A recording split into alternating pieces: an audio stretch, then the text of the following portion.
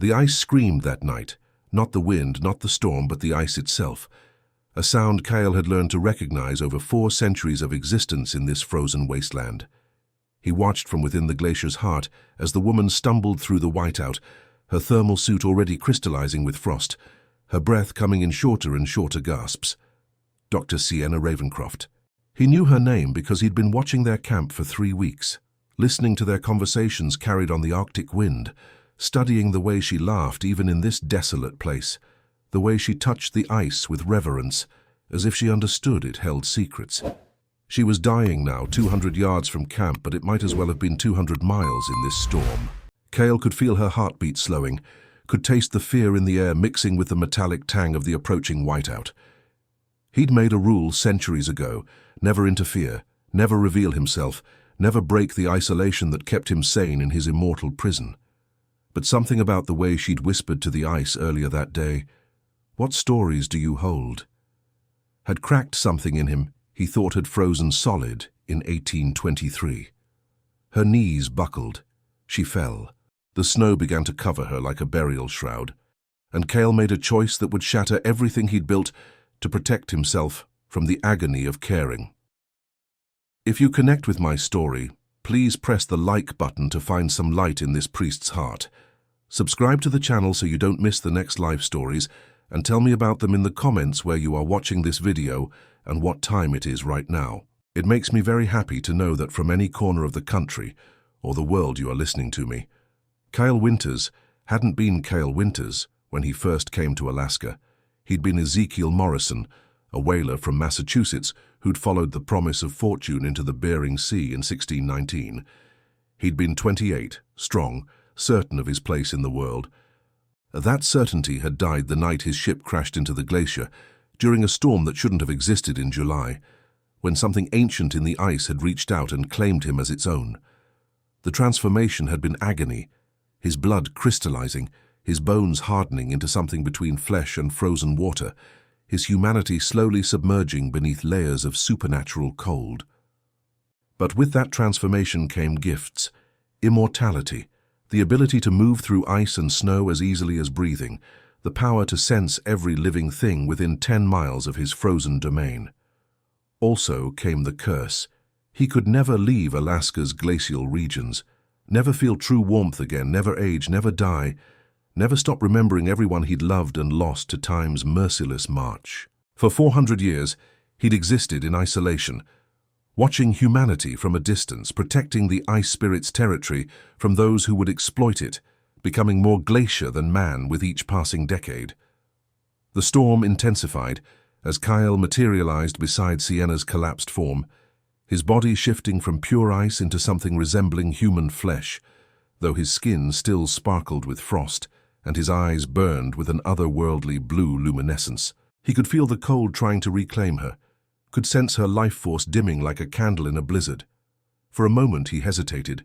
Saving her meant revealing himself. Revealing himself meant complications, questions, the possibility of hope in a heart he'd convinced was beyond such dangerous emotions. Her lips were blue. Frost crystals formed on her eyelashes. Time collapsed to a single choice. Kale reached down and touched her forehead with fingers that were both ice and flesh, channeling warmth he shouldn't possess into her dying body. Her eyes snapped open, and for the first time in 4 centuries, Kale looked directly into a living human's gaze. What he saw there, shock, wonder, fear, and something else he couldn't name, made him realize that isolation, no matter how necessary, had been slowly killing whatever remained of his soul. She should have screamed. Most people would have. But Sienna Ravencroft stared up at the impossible man, made of ice and starlight, and whispered, "You're real." Her voice was hoarse, damaged by the cold, but steady. Kyle felt something shift in his chest, a sensation he hadn't experienced since 1823, when he'd watched his last remaining descendant die of old age. "Don't speak," he said, his voice carrying the sound of glaciers carving into the sea. "Your camp is close. I'll guide you." He tried to pull away, to disappear back into the storm before this became more complicated. But her hand shot out and grabbed his wrist. Her fingers should have frozen solid, touching his skin, but he was still channeling that impossible warmth into her. "I've seen you," she said, her brown eyes locked onto his, "in the ice formations, in the shadows at the edge of camp.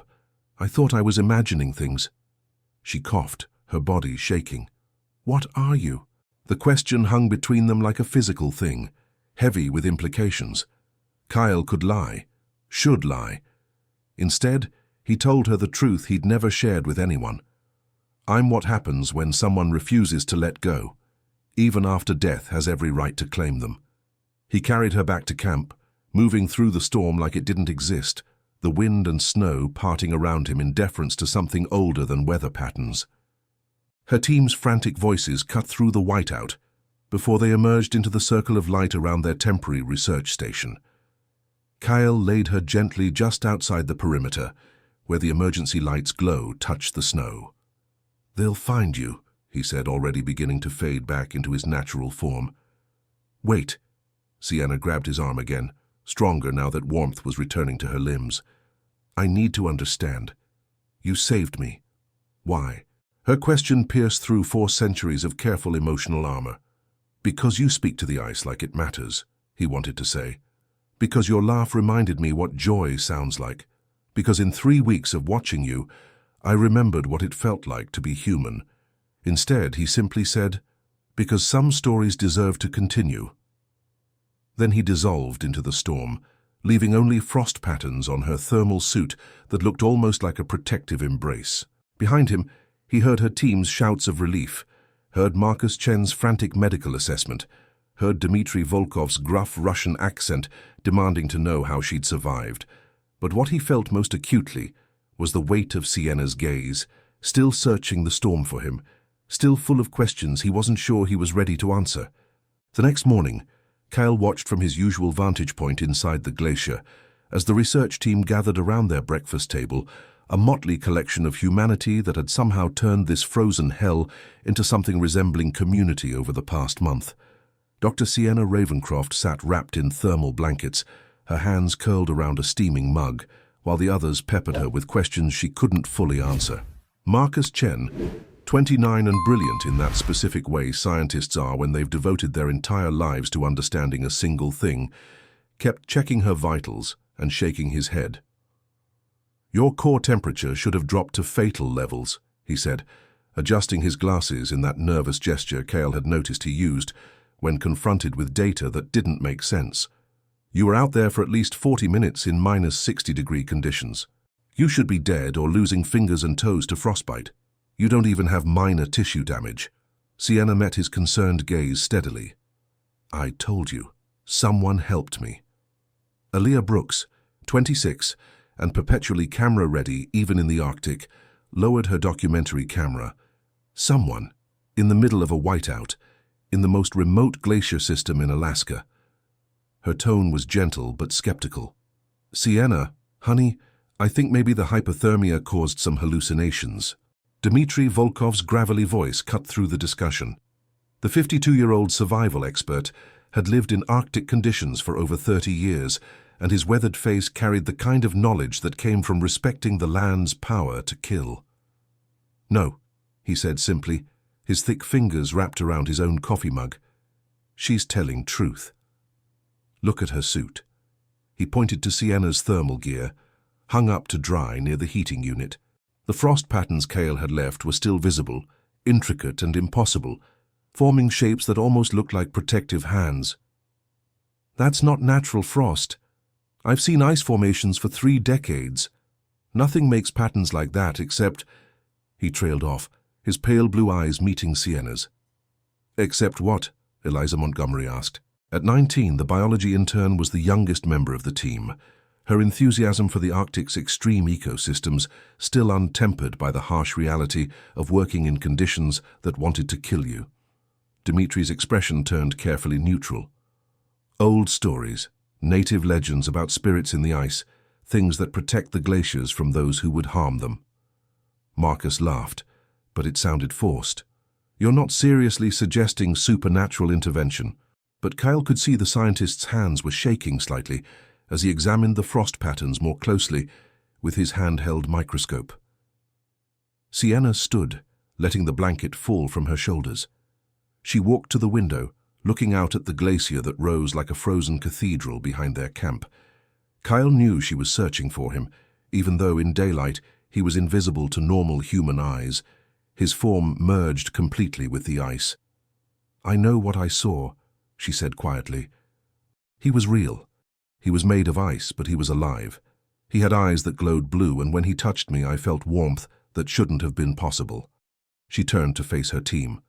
"I've spent my entire career studying glaciers, understanding ice formations, analyzing climate data. I know the difference between a hallucination and reality.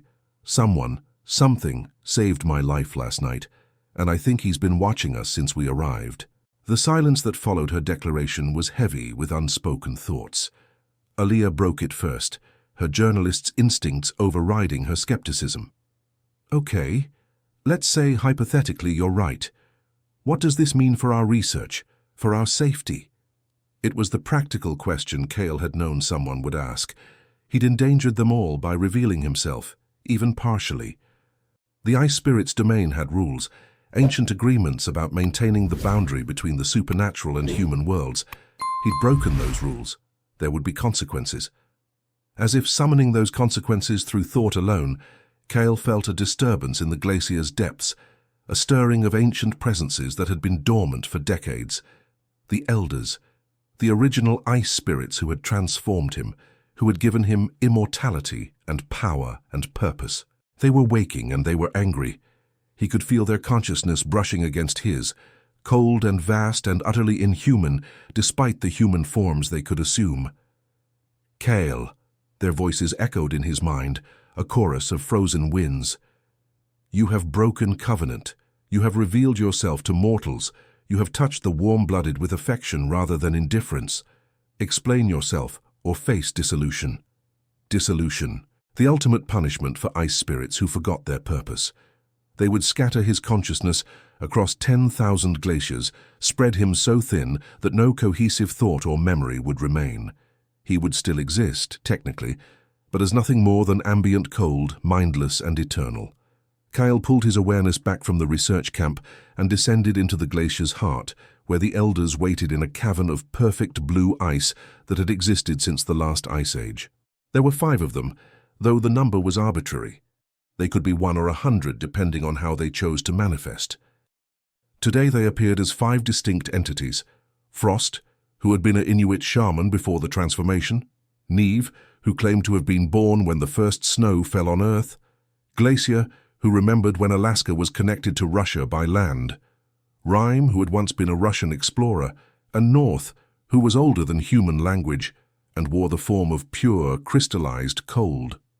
They stood in a circle around Cale, their eyes luminous and terrible in their ancient power. "The woman would have died," Cale said, keeping his voice steady despite the fear coursing through him. "Fear was relative when you'd existed for 4 centuries, but the Elders could still inspire it. She was 200 yards from safety. The storm was my domain. I could have let nature take its course." Frost stepped forward, his features sharp and familiar in a way that always unsettled Kyle. They had both been human once, had both made the choice that led to transformation. "But you didn't let nature take its course. You intervened. You revealed yourself. You touched her with warmth, Cale. Warmth. We are cold. We are the eternal ice. We do not give warmth to mortals." The cavern's temperature dropped another 20 degrees, frost creeping across the walls in patterns of disapproval. Neve's voice was soft but carried the weight of eons. "You watched them for weeks. You learned their names. You listened to their laughter. You allowed attachment to form." She moved closer, her form shifting between solid ice and frozen mist. "This is how it begins, young one. First attachment, then affection, then the terrible hunger for connection that will destroy you. We have all walked this path. We all learned why the rules exist." Kyle felt the truth of her words like a blade between his ribs. He had been getting attached. He'd found himself looking forward to Sienna's morning ritual of sketching the glacier's formations in her field journal. He'd started positioning himself where he could hear Marcus and Aaliyah's friendly arguments about the best way to document their findings. He'd even felt something approaching fondness for Dimitri's gruff protectiveness toward young Eliza. The way he made sure she always had an extra layer of thermal protection before venturing onto the ice. Attachment. The thing he'd sworn never to feel again after watching centuries of people he'd cared about from a distance grow old and die while he remained frozen in time. "I know the rules," Kyle said, meeting their luminous gazes one by one. "I know why they exist." But she spoke to the Ice Elders. She asked it what stories it held. When was the last time a human treated our domain with that kind of reverence? Glacier's laugh was the sound of icebergs carving into the sea. "They all show reverence when they first arrive, drunk on the beauty of our realm. Then they take their samples, their photographs, their data, and they leave. They use what they've learned to justify their world's slow destruction of ours. Climate research, they call it. But what changes? The warm ones continue to warm their world, and our domain shrinks year by year. The cavern walls seem to pulse with ancient rage. This is why we do not attach, Kyle. This is why we remain apart. Because every human we have ever allowed close has ultimately contributed to our dissolution, whether they intended to or not." Rhyme added, his Russian accent still present even after centuries as a spirit. "The woman you saved, her research will be used by her government to decide whether to allow oil drilling expansion in pristine glacial regions. Her data will be twisted to serve corporate interests. Her good intentions will pave the road to our destruction." North spoke for the first time, and the temperature in the cavern plummeted so severely that even Kyle, accustomed to supernatural cold, felt the bite of it. "You will cease all contact with the mortals. You will not reveal yourself again. You will not interfere with their fate, whether that fate is death in our domain or safe departure from it. This is not a request, Kyle Winters. This is a command from those who gave you eternal life. Obey or face dissolution." The elders began to fade, their forms merging back into the glacier's ice. Only Frost remained for a moment longer, his expression unreadable. "I understand the temptation," he said quietly, so the others couldn't hear. "I was the last to transform, barely 200 years ago. I still remember what warmth felt like, what love felt like. But trust me, Kale, attachment only brings pain. Let her go. Let them all go. It's the only way to survive eternity with your sanity intact." Then he too dissolved, leaving Kale alone in the frozen cathedral, the weight of their command pressing down on him like 1,000 feet of glacial ice. For 3 days, Kale obeyed. He withdrew from his usual observation points, retreated deep into the glacier where he couldn't hear the research team's voices or feel the pull of Sienna's presence. He tried to meditate himself back into the calm indifference that had sustained him for 4 centuries. It didn't work. His thoughts kept returning to her questions about the ice's stories, to the way she'd looked at him without revulsion, despite his supernatural nature, to the warmth he'd channeled into her dying body, and the strange joy it had brought him to save a life, rather than merely observe its ending. On the 3rd night he felt a disturbance in the ice that made every supernatural instinct he possessed scream warning. Something was wrong. Terribly, catastrophically wrong. He expanded his consciousness through the glacier's network, searching for the source of the disturbance, and found it at the southern carving face, where the glacier met the sea. The research team had gone there to take measurements, despite Dimitri's warnings about instability. But it wasn't their presence causing the disturbance. It was something else, something ancient and hungry, and decidedly not bound by the elders' rules about non-interference. Kale materialized at the carving face just as the thing emerged from the water.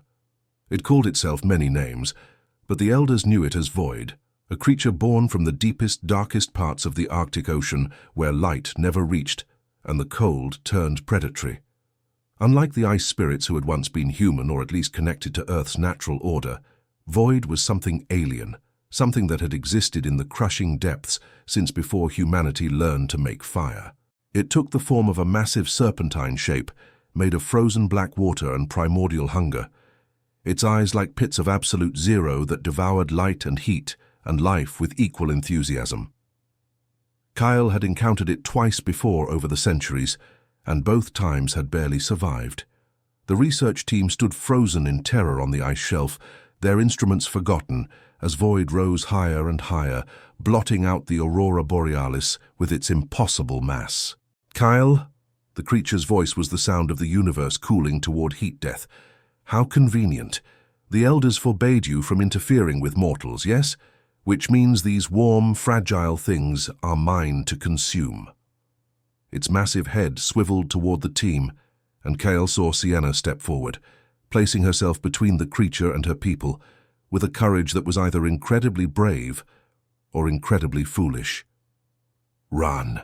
Dimitri's command broke the paralysis, and the team scattered, but there was nowhere to run. The ice shelf was surrounded by water on 3 sides, and Void's massive form on the 4th. Marcus grabbed Eliza, pulling the younger woman behind him. Aaliyah had her camera out, documenting their deaths with the dedication of a true journalist. Sienna stood her ground, her voice steady as she called out, "I don't know what you are, but we're scientists. We're not here to harm anything. We're trying to understand—" Void's laughter cut her off, a sound like continents cracking. "Understand? You cannot understand what exists beyond your warm-blooded comprehension. But you can feed me. Yes, your life force will sustain me for months, perhaps years, especially you." The creature's attention focused entirely on Sienna, and Kyle felt his supernatural senses recognize why. She had touched him. He had channeled warmth into her. Some of his essence, his power, had remained in her system. To Void, she would taste like immortality itself, the ultimate delicacy for a creature sustained by consuming life force. Kyle faced an impossible choice. The elders had commanded him not to interfere. Breaking that command meant dissolution, the scattering of his consciousness across the Arctic until nothing remained of Cale Winters or Ezekiel Morrison or whoever he had been. But standing by while Void consumed Sienna and her team meant betraying something deeper than the elders' laws. It meant betraying the last shred of humanity he clung to through 4 centuries of isolation. He thought of Frost's words, "Attachment only brings pain." The old spirit was right. Caring meant suffering. But Cale realized, standing on that carving face while Void prepared to strike, that he'd rather suffer as something approximating human than exist forever, as perfect, indifferent ice. "Void," Cale's voice rang out as he materialized between the creature and the research team, his form solidifying into something as close to human as he could manage while still channeling enough power to be visible. "They are under my protection. Leave now, or face the consequences." The ancient entity's laughter redoubled. "The Elder's lapdog thinks to threaten me. You cannot interfere, Cale. You are bound by covenant. These mortals are free prey." "Then I break covenant," Cale said, and felt the words reshape reality around him. In the glacier's depths he sensed the Elders stirring, felt their fury at his defiance. But he'd made his choice. "I claim them as mine. Under the ancient rites, I declare sanctuary." Void recoiled as if struck. The ancient rites predated even the Elders, laws written into the fabric of the Arctic itself when the first ice formed. Any supernatural entity could claim sanctuary for mortals, protecting them from predation by other entities. But doing so bound the protector to the protected, creating ties that could not be broken except by death. And Cale could not die. "You would bind yourself to warm bloods?" Void's disbelief was palpable. "You would doom yourself to watching them age and die while you remain frozen. You would accept the agony of attachment for 5 fleeting mortals." Kyle looked back at Sienna, at Marcus's protective stance over Eliza, at Aaliyah still documenting everything with shaking hands, at Dimitri's grim determination written across his weathered features. "Yes," he said simply. "I claim sanctuary for Dr. Sienna Ravencroft, Marcus Chen, Aaliyah Brooks, Dimitri Volkov, and Eliza Montgomery. They are mine, and any who harm them answers to me." The air itself seemed to crystallize as the ancient rites accepted his claim. Kyle felt invisible chains wrap around his essence, binding him to 5 human heartbeats, 5 mortal lives that would flicker and die in what would seem like moments to his immortal perception. The pain was immediate and intense, feeling their fear, their confusion, their vulnerability, as if it were his own. Void hissed in frustration. "Fool! You've condemned yourself to suffering worse than dissolution. When they die, and they will die, Kale, far sooner than you can imagine, the bonds will tear pieces from your soul. You'll wish the elders had scattered you across the ice. The creature began to sink back into the black water. I'll be waiting. When your mortal's protection expires with their deaths, I'll return for what remains of you. Then it was gone, leaving only ripples in the frigid water and the sound of Kale's new bonds humming with connection to 5 terrified humans.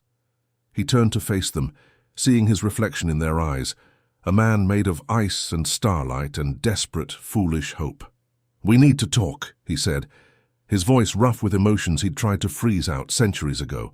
They gathered in the research station's main room, which suddenly felt too small to contain the weight of revelations about to unfold. Kyle stood near the window, maintaining enough distance to feel safe, but close enough to honor the sanctuary bonds now connecting him to these 5 mortals. The bonds thrummed in his awareness like 5 additional heartbeats, each distinct. Sienna's was steady and curious, Marcus's analytical and racing, Aaliyah's vibrant with excitement, Dimitri's slow and accepting, Eliza's young and frightened. "Start at the beginning," Sienna said, having appointed herself spokesperson despite Marcus's whispered protests that they should be documenting this scientifically. She sat in the chair across from Kyle, her hands wrapped around another mug of coffee, her brown eyes never leaving his face. "What are you? What was that thing? And what did you mean when you said we're yours?" Kyle had never explained himself to mortals before. The words felt foreign in his mouth, made clumsy by centuries of disuse. "My name was Ezekiel Morrison. I was born in 1591 in Salem, Massachusetts. I died in 1619 when my whaling ship crashed into a glacier during an impossible summer storm. Except I didn't die. I was transformed into what the native peoples call an ice spirit, a guardian of the glacial realms, bound to this frozen land forever."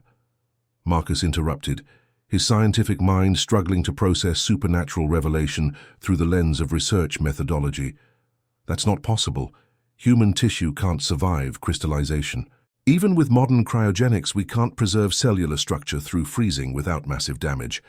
You're claiming you've been frozen for 400 years? Kyle's laugh was bitter as Arctic wind. "I'm claiming I'm not human anymore, Dr. Chen. I'm ice-given consciousness and memory. I don't have cellular structure in the way you understand it.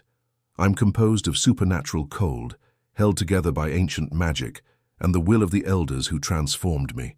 He raised his hand, letting it shift from flesh appearance to pure, translucent ice and back again. "I exist because the glaciers needed guardians, protectors to maintain the boundary between the supernatural and natural worlds. For 4 centuries, I've watched. I've observed. I've never interfered." His eyes found Sienna's. "Until you." Aaliyah had her camera running, documenting everything despite Dimitri's disapproving frown. "And the thing in the water? Void? What was that?" Her voice was steady, but Kale could feel her fear through their bond, taste it like copper on the wind. "Something older than the elders," Kale said. "Something that existed before humans, possibly before Earth's current iteration of life. Void feeds on life force, particularly supernatural life force. It's been dormant for decades, but your presence here, the equipment you've brought, the electromagnetic signatures from your instruments, something woke it." He moved to the window, looking out at the glacier that had been his home and prison for so long. "Normally it would have consumed you all without a second thought, but I invoked the ancient rites, claimed sanctuary. Now you're under my protection, bound to me until—" He didn't finish the sentence, but they all understood. "Until death." Sienna stood, crossing the room to stand beside him at the window. Through the sanctuary bond, Kyle could feel her working through the implications, her brilliant mind cataloguing and analyzing even as her emotions churned with wonder and fear and something he couldn't quite identify. "You gave up something important to save us," she said quietly. "The elders. You mentioned they commanded you not to interfere. What will they do to you for breaking that command?" "Dissolution," Kyle said, the word heavy with finality. "They'll scatter my consciousness across every glacier in Alaska. I'll still exist, technically, but I won't be me anymore. No memories, no personality, no cohesive thought. Just ambient cold and the faint echo of what I once was. He felt Sienna's hand on his arm, warm, alive, achingly temporary. "Then we'll stop them," she said, with the fierce determination that had first caught his attention. "We'll find a way to protect you like you protected us." The other team members gathered closer, and Kyle felt the sanctuary bonds pulse with their collective resolve. Marcus was already pulling up research on his tablet, searching for any anthropological references to ice spirits or Arctic supernatural entities. Aaliyah was reviewing her footage of Void's emergence, looking for weaknesses or patterns. Even Eliza, terrified as she was, had grabbed her biology notes and was flipping through observations about extremophile organisms, searching for some scientific framework to understand their impossible situation. Only Dmitri stood apart, his expression grim. "You don't understand," the old guide said, his Russian accent thickening with emotion. "The ice spirits, the elders, they are not villains in this story. They maintain balance. They protect sacred places from human exploitation. Kyle has broken ancient laws. There must be consequences or the balance fails." He looked at Kale with something approaching pity. "I grew up on stories of the Ice Guardians. My grandmother was Yupik. She taught me the old ways, the proper respect for spirits who claim the frozen places. I understand why you saved us, but Dmitri is right." Everyone turned to Sienna, surprised. She met Kyle's glowing blue eyes without flinching. "The elders are trying to preserve their domain in a world that's actively destroying it. Every year glaciers melt. Every year the Arctic warms. They're fighting a losing battle against climate change, and we, humans, are the enemy." She gestured to their equipment, their research station, their very presence in this sacred place. "We came here to study glacial retreat, to document how quickly this glacier is melting. Our data will be used to make projections to inform policy, but ultimately nothing changes. The world keeps warming. The ice keeps dying. The elders watch their domain shrink, and mortals like us inadvertently contribute to their extinction." The silence that followed her words was profound. Marcus removed his glasses, cleaning them with shaking hands. "So what are you saying? We should just let them dissolve, Kale? Accept that as the price of our survival?" Sienna shook her head. "I'm saying we need to understand their perspective before we can find a solution. Kyle broke their laws, yes, but maybe those laws exist for reasons that don't account for." She struggled for words, for connection, for the possibility that humans and ice spirits might find common cause instead of remaining eternally separate. She turned to Kale. "You said the elders were all human once, or at least connected to human experience. They understand transformation, loss, the weight of immortality. Maybe they can understand why you chose as you did." Kyle felt something dangerous bloom in his chest. Hope. He'd tried so hard to freeze that particular emotion out, knowing it was the cruelest burden for an immortal being. "The elders haven't convened a formal judgment in over a century," he said slowly. "If they're going to dissolve me, they'll do it according to ancient protocol. That means a gathering, a presentation of evidence, an opportunity for defense." Aaliyah's eyes lit up with journalistic instinct. "You mean like a trial? They'll give you a chance to explain yourself?" Kyle nodded. "It's not mercy. It's tradition. The elders value order and protocol above all else. They'll assemble within the week, summon me to the deep ice, and hear my testimony before passing judgment." He could feel the certainty of it through his connection to the glacier, could sense the ancient powers already preparing the ceremonial chamber. "Can we come with you?" Eliza asked suddenly, her young voice cutting through the heavy atmosphere. "To the trial, I mean. If you're being judged for saving us, shouldn't we be able to speak on your behalf?" Through the sanctuary bond, Kyle felt her genuine desire to help despite her fear, felt the thread of courage running through her concern. "Mortals aren't allowed in the deep ice," he started to say, but Dmitri interrupted. "Not true. Ancient protocol allows for witnesses if the case involves mortal testimony. The old stories mention it, humans who ventured into the ice chambers to speak truth before the spirits." The guide's weathered face was thoughtful. If the elders follow true protocol, They must allow your companions to witness and testify. Marcus was already pacing, his analytical mind racing through possibilities. We need to prepare. If this is essentially a trial, we need evidence, arguments, precedent. Kyle, you said you've existed for 400 years. In that time, have any other ice spirits broken the non-interference covenant? What were the circumstances? What were the outcomes? For the first time since revealing himself, Kyle felt the weight of isolation begin to lift. These 5 mortals, bound to him by sanctuary rites and apparently determined to save him from dissolution, were treating his immortal problem like any other puzzle to be solved. It was absurd. It was touching. It was terrifying in its implications, because if they succeeded, if they somehow convinced the elders to spare him, he would be bound to them for the remainder of their natural lives, forced to watch them age and die while he remained forever frozen at 28. And if they failed, he would face dissolution knowing he'd connected with humanity one final time, knowing what he'd be losing when his consciousness scattered across the ice. That night, while the research team pored over every scrap of information they could find about Arctic spirits and supernatural protocols, Kyle stood alone on the glacier's surface, watching the aurora borealis dance across the sky in ribbons of green and purple. He'd seen this phenomenon thousands of times, but tonight it seemed more vivid, more achingly beautiful, as if his decision to embrace attachment had somehow enhanced his perception of the world's wonders.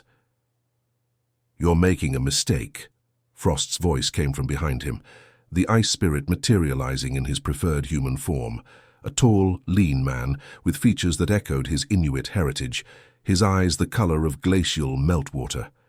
"I don't care what clever arguments your mortals prepare. The elders won't be swayed.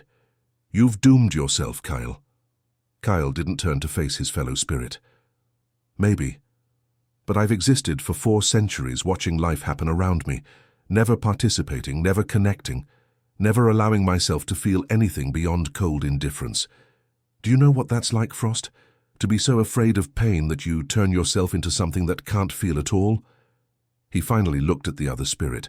"I'd rather face dissolution than spend another 400 years as a conscious glacier, with no stake in the world beyond maintaining boundaries." Frost's expression flickered with something that might have been sympathy.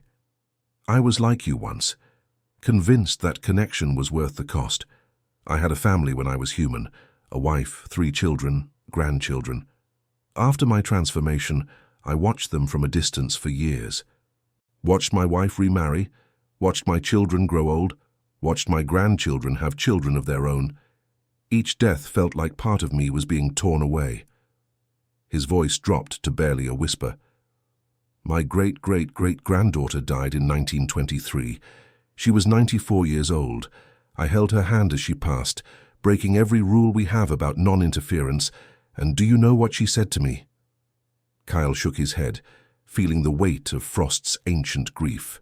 "She said, 'I wish you had let us go sooner, great-grandfather. Watching you watch us all these years, seeing your pain at our mortality, it made our lives feel less like gifts and more like countdown timers to your suffering.'" Frost's form began to dissolve back into the ice. "That's when I learned. True love sometimes means letting go. True protection sometimes means maintaining distance. Don't make my mistakes, Kale. Don't let them sacrifice their peace of mind trying to save you. Let the elders do what must be done, and let your mortals live without the burden of your immortal attachment."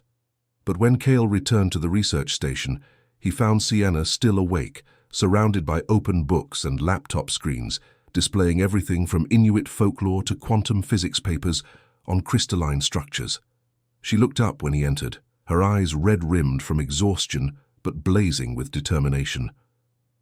"I think I found something," she said, gesturing to her notes. "The ancient rites you invoked, they're reciprocal. You claimed sanctuary for us, binding yourself to our protection. But the rites don't specify that the bond is one-directional." She pulled up a scanned image of what looked like an anthropological text on Arctic shamanic traditions. "If we claim you in return, if we invoke our own sanctuary for you, it creates a balanced bond. The elders can't dissolve you without breaking the same ancient laws you invoked to save us from void." Kyle stared at the text, his supernatural senses parsing the archaic language. She was right. The reciprocal clause existed, buried in protocol so old that even the elders might have forgotten it, but it came with a cost. Sienna, if you claim sanctuary for me, you're binding yourself permanently to my existence. You'll be tied to the ice, unable to leave Alaska's glacial regions for the rest of your life. All of you would be bound that way. Your research, your careers, your families outside this frozen hell, you'd have to abandon all of it. She met his eyes without hesitation. I know, I've been thinking about it all night. Marcus has no family left, except an aunt who barely speaks to him. Aaliyah's entire career is based on going to extreme locations to document extreme situations. Dimitri already lives here by choice. Eliza. Sienna's voice softened. Eliza is young.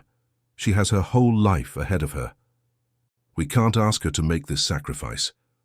As if summoned by her name, Eliza appeared in the doorway, her young face set with determination that belied her 19 years. I'm in, she said simply. I heard what you're discussing. I'm in. Marcus emerged behind her, followed by Aaliyah and Dimitri, and Cale realized with a start that they'd all been awake, all been listening. We've discussed it, Marcus said, adjusting his glasses in that nervous gesture that Kyle had come to recognize meant he'd made a decision that terrified him but felt necessary. We're unanimous. If claiming sanctuary for you means staying in Alaska, protecting this glacier, working with you instead of just studying the ice, that's a price we're willing to pay. His voice grew stronger. Besides, the data we could gather working alongside an actual ice spirit. The understanding we could develop about glacial systems from a supernatural perspective, it would revolutionize everything we know about climate and crystalline structures. Aaliyah grinned, her camera already positioned to document the moment. Plus, journalist bonds with immortal ice spirit to save the Arctic is one hell of a story. I'm not passing that up. Even Dimitri nodded his grizzled approval. I told you I grew up on the old stories. Being part of one? That's not a sacrifice. That's an honor. Only Eliza remained quiet, and Kyle felt through their bond the complex swirl of her emotions. Fear, yes, but also wonder, purpose, the kind of calling that some people search their entire lives to find. My parents think I'm wasting my time studying extremophile bacteria in frozen wastelands, she said softly. They want me to go to medical school, become something respectable. But I came to Alaska because I felt like there was something here, something important I needed to understand. Maybe this is it. Maybe I was meant to be here, meant to help protect something ancient and beautiful and worth preserving. She looked at Kyle with eyes that reminded him of Sienna's, direct, unflinching, ready to face consequences. I'm in. I claim sanctuary for you, Kyle Winters. I bind myself to your protection as you bound yourself to mine. One by one, they spoke the ancient words Sienna had found in her research, each voice adding to the reciprocal bond, until Kyle felt himself wrapped in something he'd never experienced before. Not just protection, but belonging. The bonds that had been one-directional, him guarding them, suddenly became multifaceted, complex, a web of mutual care and commitment that tied 5 mortal lives to one immortal existence. He felt their heartbeats synchronize with his own supernatural rhythm, felt their warmth begin to affect the cold that had defined him for 4 centuries. Somewhere in the glacier's depths, Kyle sensed the elders stirring, felt their recognition of what had just occurred. The ancient rites had been invoked in their most sacred form, mutual sanctuary, the creation of a bond that superseded even the elders' authority. Frost was right about one thing. Cale had doomed himself, but not to dissolution. He'd doomed himself to care, to connection, to the exquisite agony of loving things that would inevitably be lost to time. And standing in that research station, surrounded by 5 mortals who'd just pledged their lives to protecting an ice spirit they barely knew, Cale discovered something he'd forgotten in 4 centuries of isolation. Some dooms were worth embracing. The elders convened 3 days later in a chamber so deep within the glacier that normal humans would have been crushed by the pressure of ice overhead. But Cale's sanctuary bonds protected his 5 mortals, creating a bubble of warmth and safety as he led them down through crystalline passages that had existed since the last ice age. Sienna walked closest to him, her hand occasionally brushing his arm in reassurance, while the others followed in a tight group, their headlamps creating dancing shadows on walls of perfect blue ice. "This is impossible," Marcus kept muttering, his scientific brain struggling to reconcile their survival at this depth. "The pressure alone should have killed us. The cold is absolute zero in some of these passages. We shouldn't be able to breathe." Dimitri's gruff voice answered, "You're protected by something older than your physics, Dr. Chen. Best to accept it and move forward." They emerged into a cavern so vast that their lights couldn't reach the far walls. The ceiling arched overhead like a frozen cathedral, and in the center, the 5 elders waited in their most formal manifestations, humanoid but clearly otherworldly, their bodies composed of different types of ice: glacial blue, storm cloud gray, aurora-touched purple, ocean black, and the clear, perfect crystalline form of absolute cold. North spoke first, its voice the sound of entropy itself. "Kyle Winters, you stand accused of breaking covenant. You revealed yourself to mortals. You interfered in natural processes of death and survival. You invoked ancient rites to claim sanctuary, binding yourself to temporary beings. How do you answer these charges?" Before Kyle could respond, Sienna stepped forward. "With respect, elders, we invoke reciprocal sanctuary. Kyle claimed protection for us and we claim protection for him. Under the ancient rites, you cannot dissolve him without violating the same protocols he used." Neve's crystalline laughter filled the chamber. "Clever mortal. You've researched our laws and found the reciprocal clause, but do you understand what you've done? You've bound yourself to the ice, to this place, to an existence watching glaciers melt while you fight a battle against time itself." Her form shifted, becoming more human in appearance, a woman who might have been beautiful if not for the otherworldly cold emanating from her skin. "You're scientists. You know the data. The Arctic is warming. Our domain shrinks every year. In a century, perhaps 2, there may be no glaciers left in Alaska. What happens to your precious sanctuary bonds when there's no ice to sustain Kale's existence? You'll watch him fade, piece by piece, as his domain disappears beneath him." Marcus stepped forward, his tablet clutched in his hands. "That's exactly why this matters.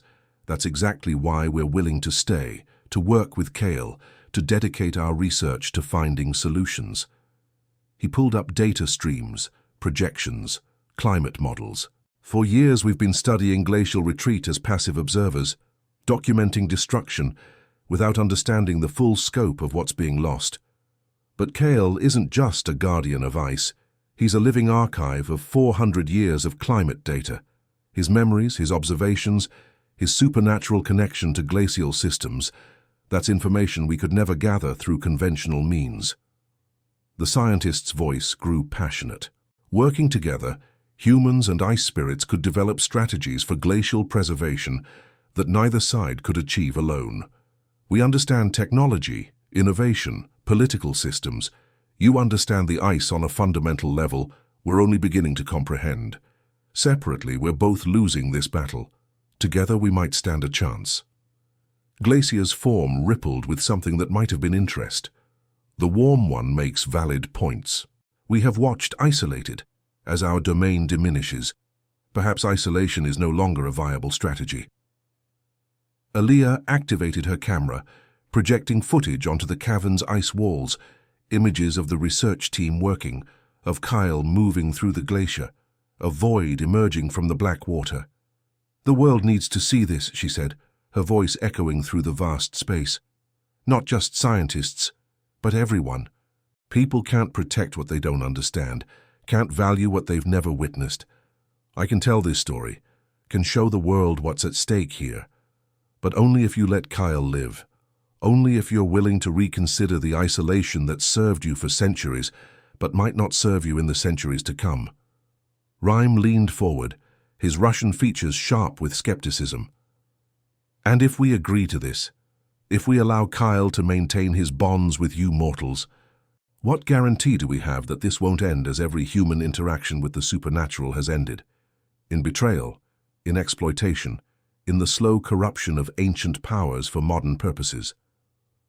It was Eliza who answered, her young voice surprisingly steady in the presence of beings older than recorded history. You don't have guarantees, that's the whole point. Love, trust, connection, they're all gambles. They all require faith that the other person won't betray you. But the alternative is this: watching your world die alone, isolated, unable to ask for help because you're too afraid of being hurt. She walked closer to the elders, and Kyle felt a surge of protective instinct through their bond, ready to pull her back if they moved to harm her. I'm 19 years old. I have my whole life ahead of me, and I'm choosing to spend it in the frozen Arctic, helping to preserve something most people don't even believe exists. Do you know why? Because the day Kale saved Dr. Ravencroft from that storm, he proved that ancient things can still choose kindness, that immortal beings can still remember how to care. If he can do that after 400 years of isolation, then maybe there's hope for all of us, human and spirit alike, to overcome our fear and work together. The silence that followed Eliza's speech was profound. Kale watched the elders exchange glances in their ancient, wordless communication, saw centuries of conviction about isolation and non-interference being weighed against the undeniable truth that their current path led only to eventual extinction. Finally, Frost spoke, the youngest of the elders and the one Kale had thought would be most opposed. I've been thinking about what you said, Kale, about choosing to feel rather than exist in cold indifference. I've spent 200 years convincing myself that isolation was strength, that emotional detachment was wisdom. His glacial meltwater eyes found Kale's. But watching you these past few days, seeing how you've changed with connection, you're more alive now than I've been in 2 centuries. Maybe I've been wrong, maybe we've all been wrong. North's voice cut through the moment like an ice blade. Pretty words, but the Covenant exists for reasons forged in ancient pain. Every time spirits and mortals have mixed, disaster has followed. We cannot forget our purpose because 5 warm ones speak eloquently of hope. The oldest elder's form grew larger, more imposing, filling the cavern with cold so intense that even Kale felt it. However, the word hung in the frozen air like a sword about to fall.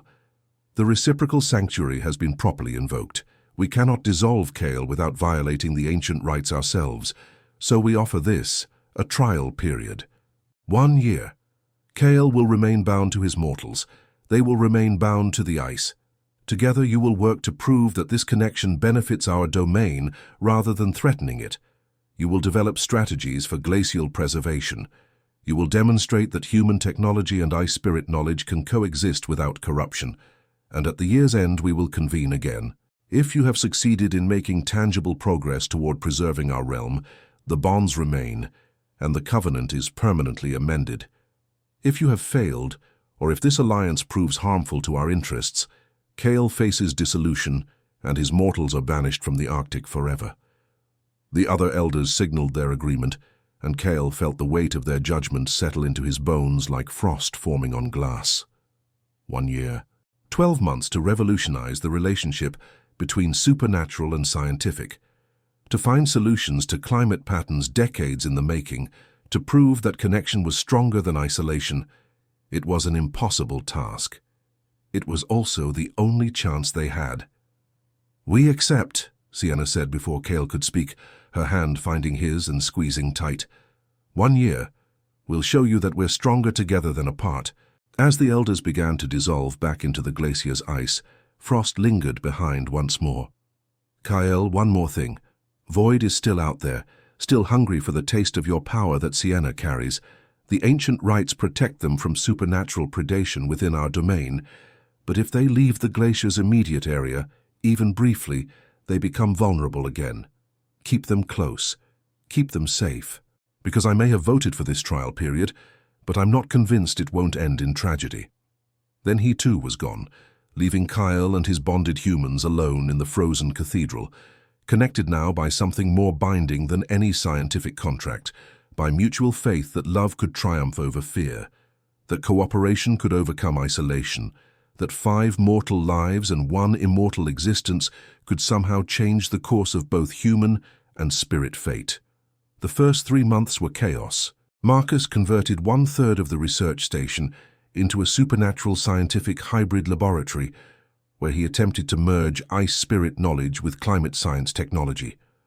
Aaliyah documented everything, creating footage that would eventually become a documentary series exposing the world to the reality of Arctic spirits and their fight for survival. Sienna and Cale spent long hours in the glacier's depths, with her taking measurements, while he explained the supernatural underpinnings of ice formation, glacial movement, and the ways climate change was affecting not just the physical ice, but the spiritual essence that sustained it. Eliza studied the microscopic organisms that thrived in the extreme cold, discovering that many of them existed in symbiotic relationships with ice spirit energy, a finding that suggested the connection between natural and supernatural was far deeper than anyone had realized. And Dimitri, the old guide who'd seen more than he'd ever admitted, became their liaison to the other spirits of the region, convincing them that this experiment in cooperation might be their last chance to preserve the Arctic before it melted completely. But it was the personal transformations that struck Cale most deeply. He watched Sienna throw herself into the work with a passion that reminded him of why he'd been drawn to her in the first place. She treated the ice not as a subject to be studied, but as a partner to be understood. She would spend hours sitting on the glacier's surface, sketching formations, while asking him questions about what it felt like to be ice, to exist as living cold, to sense the world through crystalline structures rather than warm-blooded perception. Marcus's analytical mind, once focused purely on data points and climate models, began to grasp the poetry in supernatural existence, the way ice spirits weren't just guardians of glaciers, but were fundamentally part of the ice itself. Their consciousness distributed through the frozen water the way neurons distributed through a human brain. His breakthrough came when he realized that saving the glaciers wasn't just an environmental imperative, but a moral one. These weren't just natural formations, but living beings with consciousness, history, and the right to exist. Thalia's footage captured moments of impossible beauty. Kyle teaching Eliza to sense the ice's subtle vibrations, Sienna and Marcus arguing enthusiastically about thermodynamic principles as applied to supernatural entities, Dimitri sharing stories of other spirits he'd encountered over his decades in the Arctic. But the footage also captured darker truths. The glacier was shrinking. Even with Cale's supernatural efforts to reinforce critical structures, even with Marcus's innovative cooling systems powered by sustainable energy, even with their combined knowledge and desperation, the ice was losing ground. Summer temperatures rose higher than they had in recorded history. Calving events increased in frequency and severity. The sounds of the glacier dying, that terrible crack and groan as ancient ice broke away and slid into warming seas, became the soundtrack of their work. One night, 4 months into their trial period, Kyle found Sienna standing at the glacier's edge, tears freezing on her cheeks, as she watched another massive section break away and crash into the ocean. "We're going to fail," she said, her voice empty of the determination that usually defined her. "We're doing everything right, and it's not going to be enough. The world is too warm. The process has too much momentum. We can't stop this." Kyle stood beside her, feeling her despair through their bond like a knife to whatever remained of his heart. "Maybe not," he admitted, the words bitter as Arctic wind. "Maybe all we can do is slow it down, buy time, preserve what we can while we can." "Is that enough?" Sienna turned to him, her brown eyes desperate for answers he didn't have. "For the elders to consider this experiment a success, for us to keep existing together, is slowing the inevitable enough?" Before Cale could answer, the ice beneath them shuddered. Not the natural settling of glacial structures, but something else, something wrong. Through his connection to the glacier, Cale felt it immediately: void. The ancient predator had returned, and it had brought something with it. He grabbed Sienna's hand and ran, pulling her back toward the research station while his supernatural senses screamed warning. The others were already gathering outside, drawn by the same terrible vibration. From the black water at the glacier's edge, Void emerged, but it wasn't alone. With it came 5 other entities, each one a different manifestation of predatory hunger, a thing made of storm and lightning, another of endless darkness, one of crushing pressure, one of poisonous gas, and finally a creature that seemed to be living wildfire, somehow existing in the Arctic cold. "Kyle!" Void's voice boomed across the ice. "Your year is failing. The glacier shrinks. The elders watch your pathetic attempts at preservation and see only confirmation that mortals and spirits should never mix. I've brought allies to accelerate the inevitable conclusion." The 6 predatory entities spread out, surrounding the research station. Through the sanctuary bonds, Kyle felt his humans' terror spike, but also their determination. They moved together, forming a protective cluster with him at the center. "You can't harm them," Kyle said, drawing on the ancient rites. "They're under sanctuary. We all are." The storm being's laughter was thunder. "Sanctuary protects from direct predation. It says nothing about destroying your domain around you. We can't touch your mortals, true, but we can destroy the glacier. We can melt it completely, remove your anchor to this realm, scatter your essence across the Arctic. And when you dissolve, naturally, from loss of domain, rather than our direct action, the sanctuary ends. Then, your delicious warm ones are ours." The entities began their attack, not on the humans, but on the glacier itself. Lightning struck ancient ice formations, superheating them until they cracked and collapsed. Darkness seeped into critical structural points, accelerating melt rates. Crushing pressure bore down on load-bearing ice columns. Poisonous gas infiltrated the glacier's network of air pockets, and somehow, impossibly, fire burned on the surface, melting everything it touched. Kyle felt the glacier dying, felt each destroyed section like flesh being flayed from his bones. The sanctuary bonds protected the humans from direct harm, but if the glacier collapsed completely, if his domain was destroyed, he would dissolve regardless. And then nothing would shield them from Void's hunger. "We have to evacuate," Marcus shouted over the sound of cracking ice. "Get to higher ground, away from the calving edge."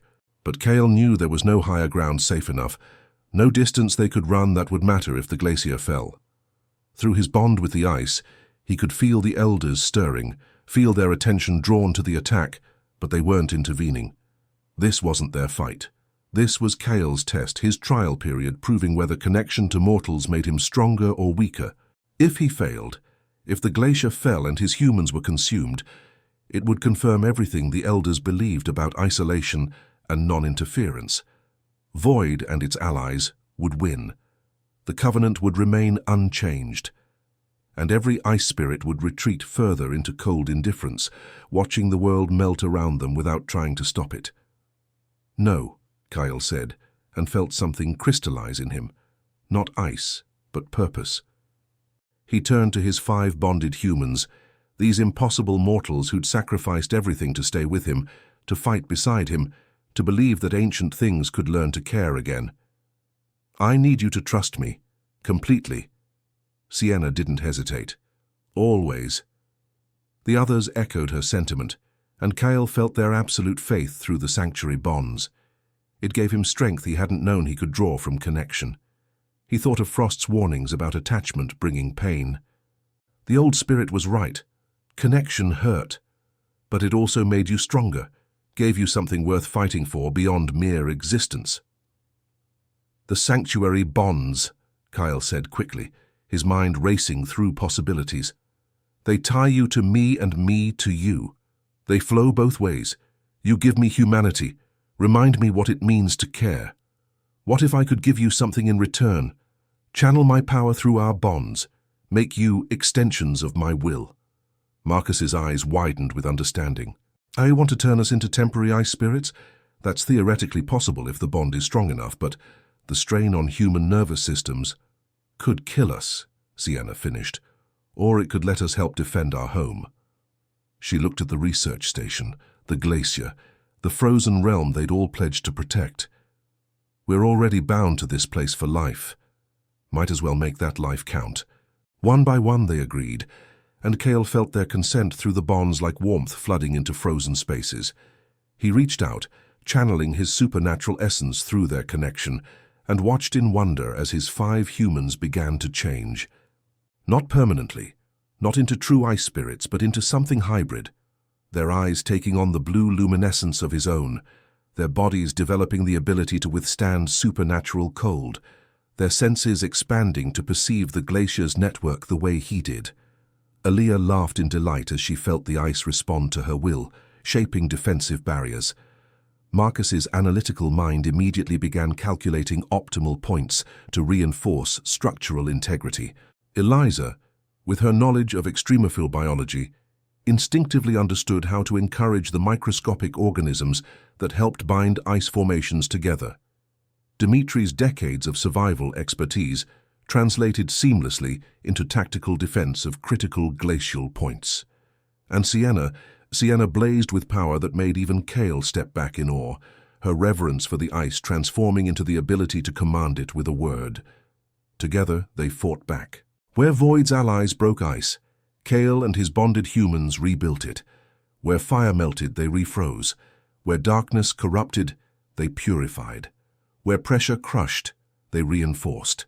The battle raged for hours, the 6 predatory entities against 1 ice spirit, and 5 humans who'd become something more than either category could describe alone. And slowly, impossibly, they began to win. Void screamed rage as its carefully coordinated attack faltered. "This isn't possible. Mortals can't wield ice spirit power." But Kale's laugh was the sound of avalanches, of glaciers carving, of ancient ice finally finding a reason to fight back against entropy. They're not just mortals anymore. They're something new, something your ancient hunger can't comprehend. Beings who chose connection over safety, who transformed themselves to protect something they love. You wanted to prove that spirits and humans can't work together. You've proven the opposite. The Storm Being's lightning strike headed straight for Eliza, but Dimitri was there, creating an ice shield that absorbed the attack. The darkness tried to corrupt Marcus's mind, but Sienna's blazing will drove it back. The crushing pressure entity targeted Alia, only to find her documentary instincts had turned tactical. She'd been recording the entire battle, learning the entity's patterns, predicting their moves.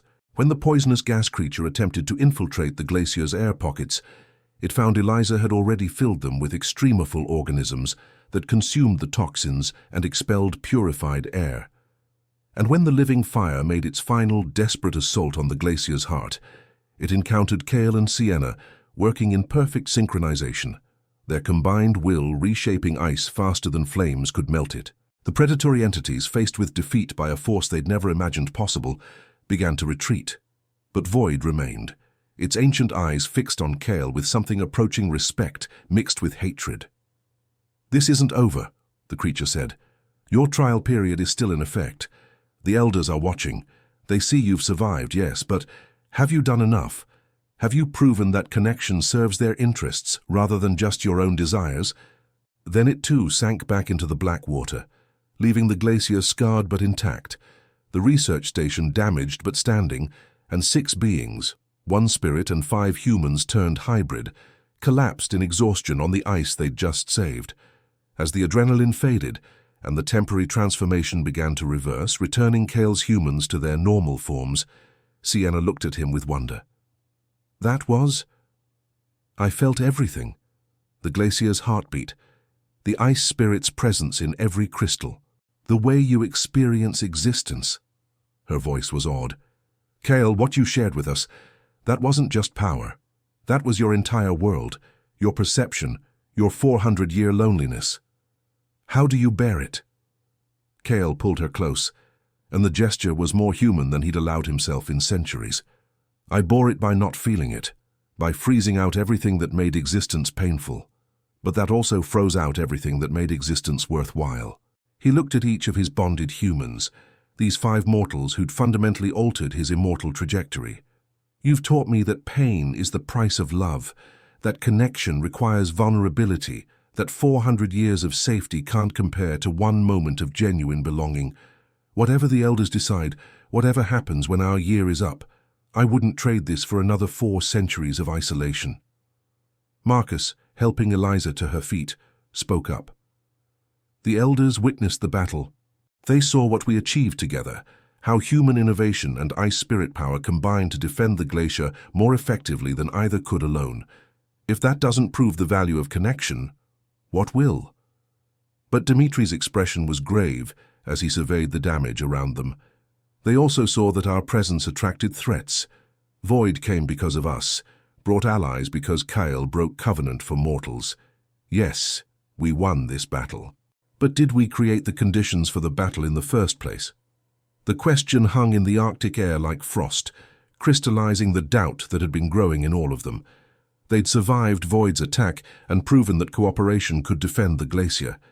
But had they also proven the Elders' original concerns, that mixing supernatural and human worlds invited chaos and danger? The answer would come soon enough. They had 8 months left in their trial period. 8 months to not just survive, but to demonstrate tangible progress toward preserving the Arctic, to create something so valuable that the Elders would have no choice but to accept permanent change to their ancient covenant.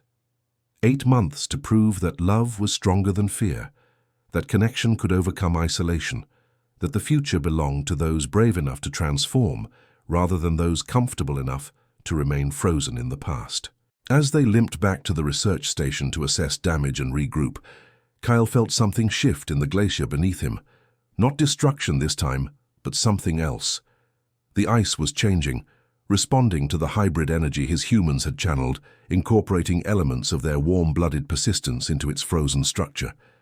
It was subtle but unmistakable. The glacier was adapting, becoming something new, something that existed between natural and supernatural, between ancient tradition and modern innovation. The next 5 months transformed everything.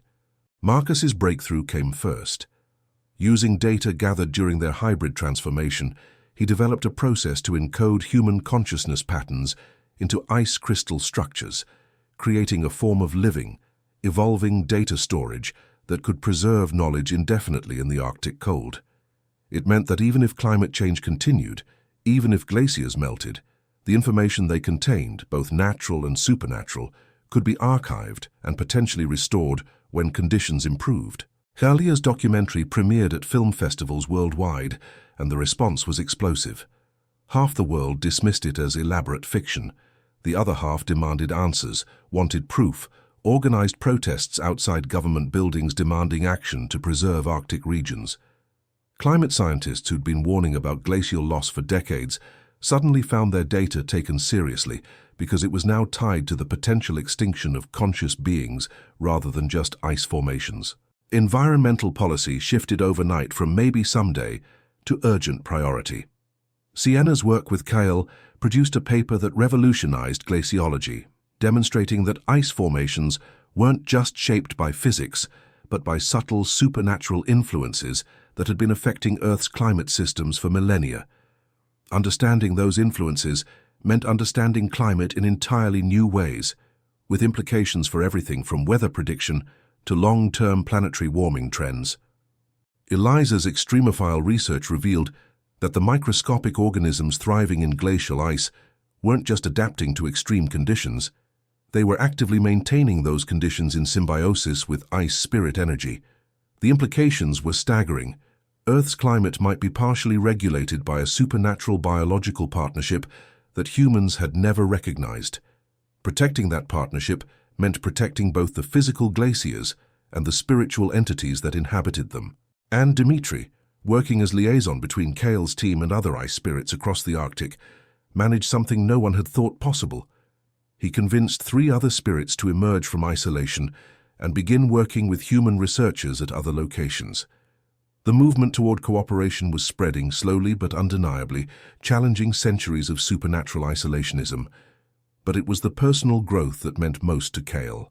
He watched Sienna blossom from a talented geologist into something approaching a shaman, someone who could bridge the gap between scientific understanding and supernatural wisdom. He saw Marcus's rigid scientific worldview expand to accommodate mystery without abandoning rigor. He witnessed Alia's gift for storytelling become a force for global change. He observed Eliza's youthful enthusiasm mature into dedicated purpose. And Dimitri, the old guide, became younger somehow, energized by a life purpose he'd never quite found until now. Through it all, Kyle felt himself changing too. The cold indifference he'd cultivated for 4 centuries was melting away, replaced by something warmer, more human, more vulnerable and therefore infinitely more alive. He laughed at Marcus's terrible jokes. He learned to appreciate Aaliyah's instinct for capturing perfect moments on film. He discovered that Eliza's questions, always perceptive, often revealed aspects of existence he'd stopped noticing centuries ago. He found unexpected companionship in Dimitri's gruff wisdom. And with Sienna, he felt something he'd thought impossible for an immortal being, bonded to 5 mortals he'd inevitably lose. He felt hope. Not the desperate, anxious hope of early months, but something deeper. The hope that comes from building something meaningful, from creating legacy, from knowing that even temporary existence can have permanent impact. Their relationship had evolved beyond scientist and supernatural subject, beyond guardian and protected. They'd become partners in the truest sense, equals working toward a common goal with different skills, but unified purpose.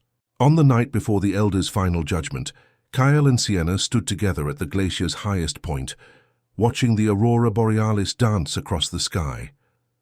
The ice beneath them was different now than it had been a year ago, still cold, still ancient, but infused with something new. Hope, change, the possibility that tradition and innovation could coexist without destroying each other. "Do you think we've done enough?" Sienna asked, leaning against him in a gesture that had become comfortable over months of working side by side. Kyle considered the question seriously. They'd survived Void's attack. They'd produced groundbreaking research. They'd sparked global conversation about Arctic preservation. They'd convinced other spirits to abandon isolation. They'd created hybrid technologies that merged supernatural and scientific approaches. They'd documented everything for future generations. But had it been enough to satisfy beings who'd existed for millennia, who measured success in geological timescales rather than human urgency? "I don't know," Kyle admitted. "But I know we've proven something important. That connection makes us stronger, not weaker. That working together produces better results than isolation. That love—" He paused, feeling the weight of the word he'd avoided for 400 years. "Love is worth the risk of pain." Sienna turned to face him fully, her brown eyes reflecting the aurora's green and purple lights. "I love you too, you know. I didn't plan to fall for an immortal ice spirit, didn't expect to find my life's purpose in the frozen Arctic. But here we are." She smiled, and it transformed her face from pretty to radiant. "Whatever the Elders decide tomorrow, I don't regret a single moment. Even if they dissolve you, even if they banish us, I'd make the same choices all over again." Kyle felt something crack inside him, the last frozen barrier around whatever remained of his heart. He'd spent 4 centuries protecting himself from exactly this kind of vulnerability, from caring about someone who would age and die while he remained forever 28. But standing there with Sienna, feeling the warmth of her human body against his supernatural cold, he realized Frost had been wrong all those months ago. True love didn't mean letting go. True love meant holding on fiercely, even when you knew loss was inevitable, meant choosing the joy of present connection over the safety of preemptive detachment. He kissed her then, his ice-cold lips against her warm ones, and felt the sensation ripple through their sanctuary bond to all 5 of his humans. Felt Marcus's analytical pleasure at witnessing the obvious conclusion to months of growing affection. Felt Aaliyah's journalist delight at capturing the moment on her ever-present camera. Felt Eliza's young romantic heart soaring with happiness. Felt Dimitri's gruff approval tinged with his own ancient memories of love. The next morning, they descended into the glacier's depths one final time. The chamber where the Elders waited was the same as before, but everything else had changed. The 5 ancient spirits stood in their formal configurations, but this time they weren't alone. 3 other ice spirits had joined them, the ones Dimitri had convinced to work with human researchers, come to witness judgment on the experiment that had inspired their own emergence from isolation.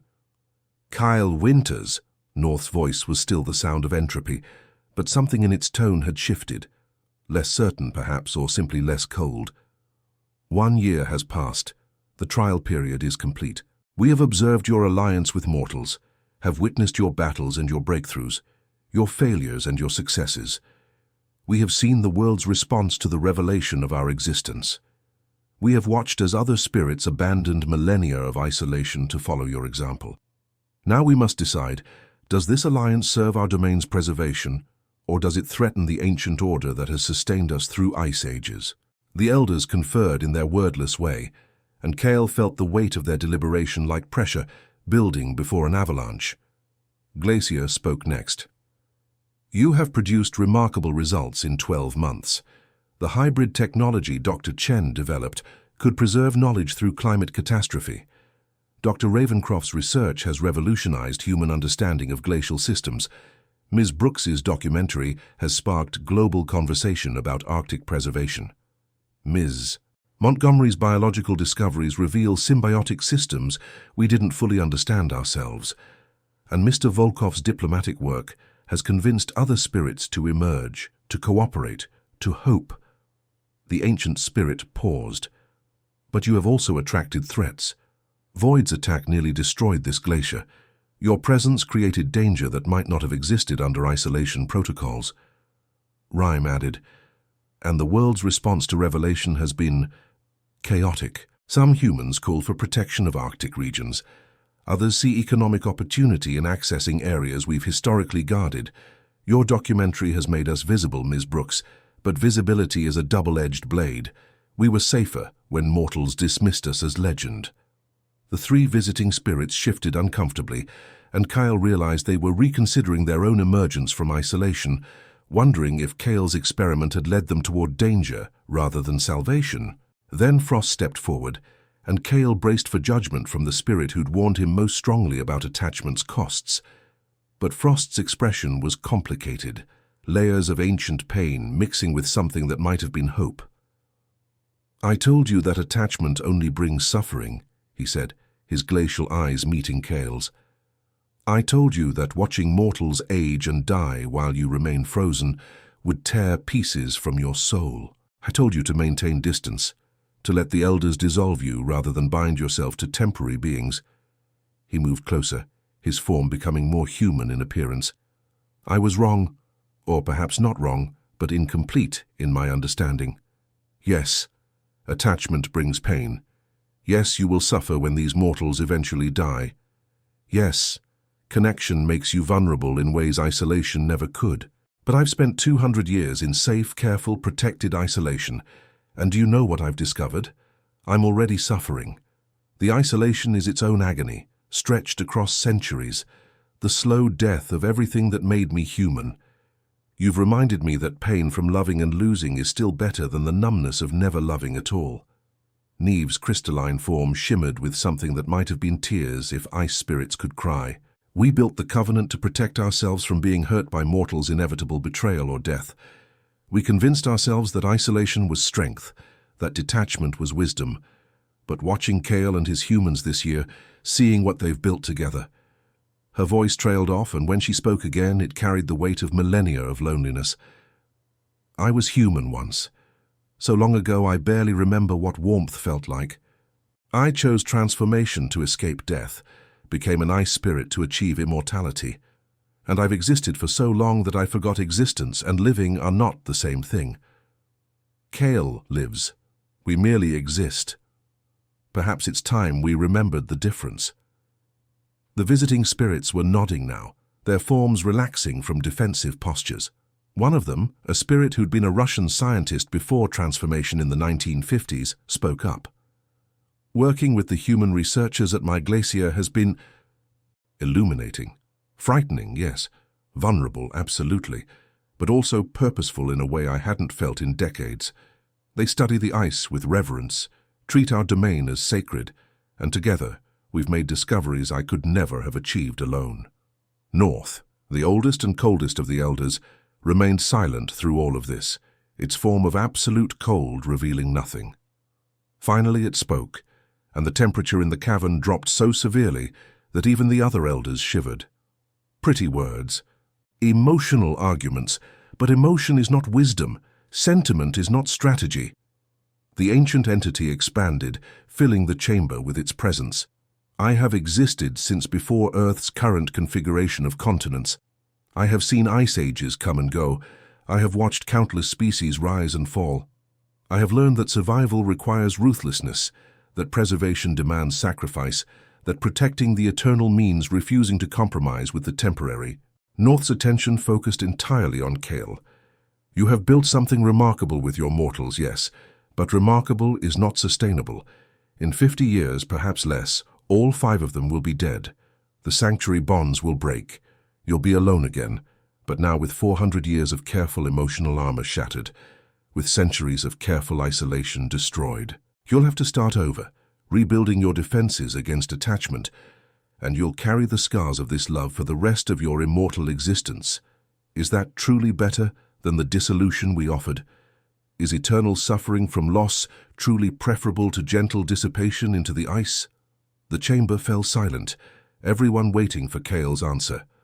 He looked at Sienna, at Marcus and Alia and Eliza and Dimitri, at the 5 mortals who'd transformed his existence in 12 impossible months. Then he looked back at North, at the ancient entity that had existed for eons without attachment, without love, without the messy, complicated, beautiful experience of connection. Yes, Kyle said simply, 1,000 times, yes. I'd rather suffer from loving and losing than exist forever in cold indifference. I'd rather spend 50 years truly alive than another 400 safely dead inside. I'd rather build something meaningful that will eventually end than preserve something empty that lasts forever. He felt Sienna's hand slip into his, felt the sanctuary bonds pulse with his human's fierce agreement. You asked if this alliance serves the domain's preservation. Look at what we've accomplished in 1 year. Now imagine what we could do with 10, with 50, with the full span of my humans' lives. Yes, they'll die eventually, but their research will continue. Their students will carry forward what they've learned. Their work will influence generations of scientists and policymakers. And I, his voice caught, I will have the honor of witnessing it all, of participating in something larger than my own existence, of knowing that my immortality can serve a purpose beyond merely marking time's passage. Marcus stepped forward, adding his voice to Kyle's. The elders are correct that connection involves risk, but isolation also has costs. This glacier is shrinking every year. Your domain diminishes whether you maintain the covenant or not. At least with human cooperation, you have a chance to influence the outcome, to work towards solutions, to fight back instead of passively observing your own slow extinction. Alia held up her camera, scrolling through footage. Since my documentary premiered, global awareness of Arctic preservation has increased by 340%. Funding for glacial research has doubled. Political pressure to restrict resource extraction in glacial regions has intensified.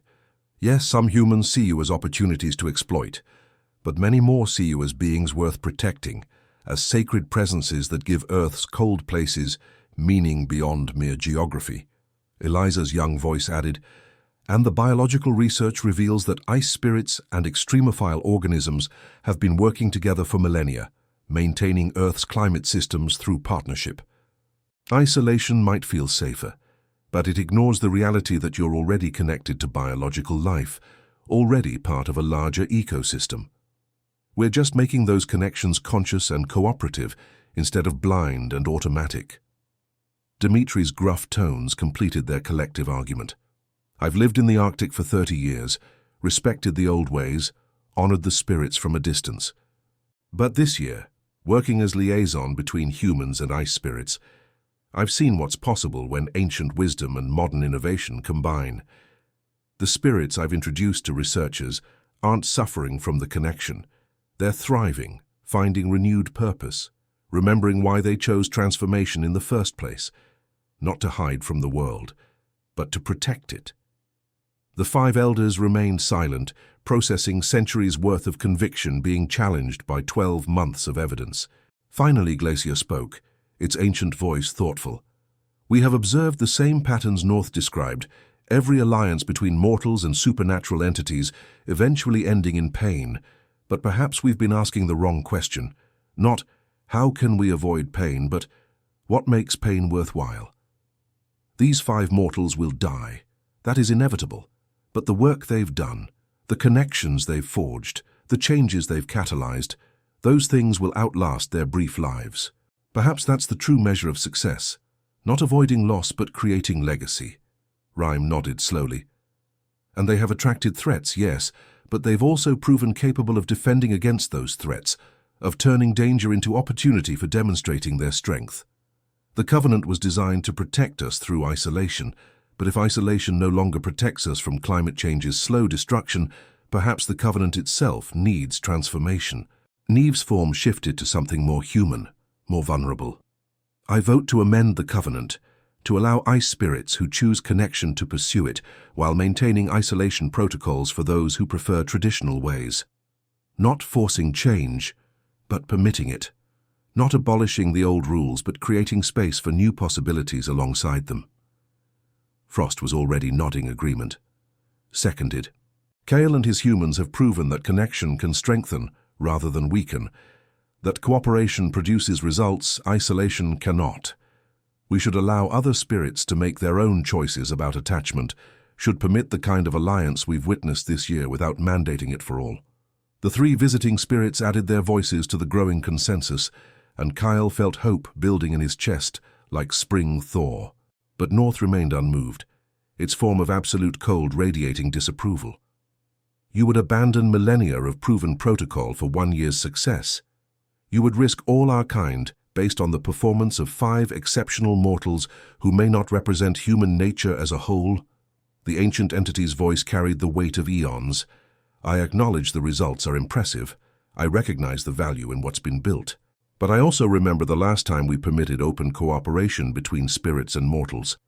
The corruption, the exploitation, the eventual war that nearly destroyed both sides.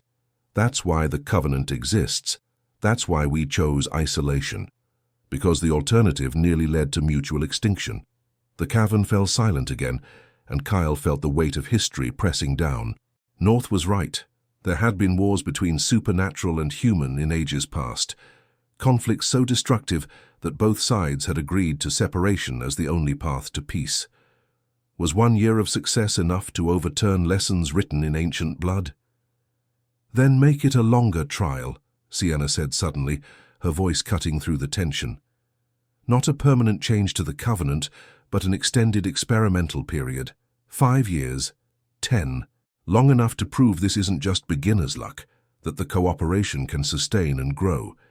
If it fails, if human nature proves as corrupt as North fears, then you dissolve Kyle and reinforce the isolation protocols with evidence rather than just ancient precedent. North's attention focused on her with intensity that would have frozen a normal human solid.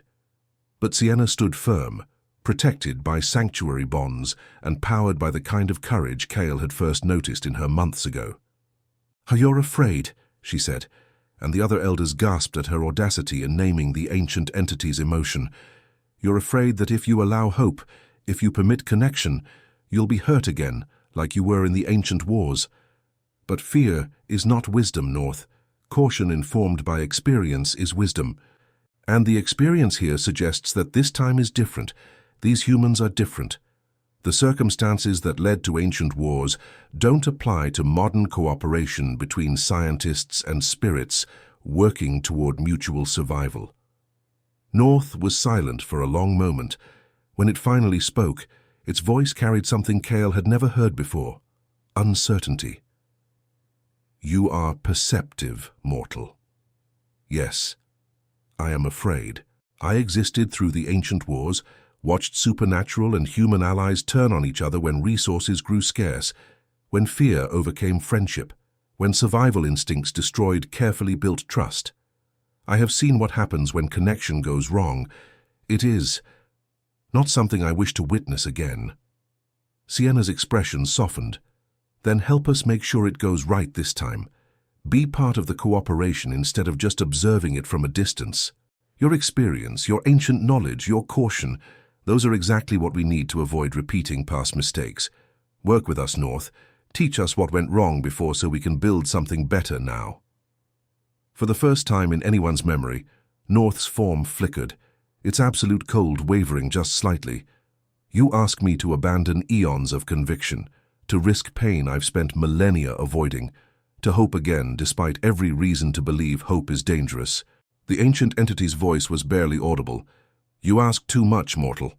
But Kale stepped forward, standing beside Sienna in a gesture of unity that symbolized everything they'd built.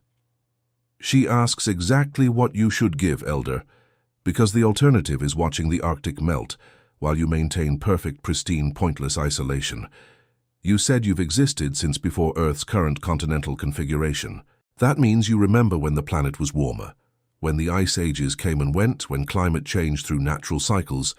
But this time is different. This warming is accelerated by human activity, happening faster than natural adaptation can manage. If you don't work with humans to mitigate it, you'll watch your domain disappear regardless of how careful your isolation is." Marcus added scientific weight to Kyle's argument. "Current projections show Arctic ice loss accelerating. At present rates, summer sea ice could be gone within 30 years. Glacial systems face similar threats. The only hope for preservation is massive human intervention, policy changes, technological innovation, global cooperation on climate mitigation. And humans won't make those sacrifices to save ice formations.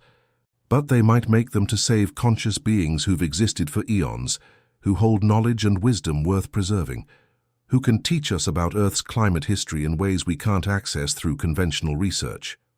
He met North's terrible gaze without flinching. "You need us as much as we need you. That's the truth that makes this different from ancient wars fought over resources. This time, cooperation serves both sides' survival. This time we have mutual interest in success, rather than zero-sum competition for limited resources."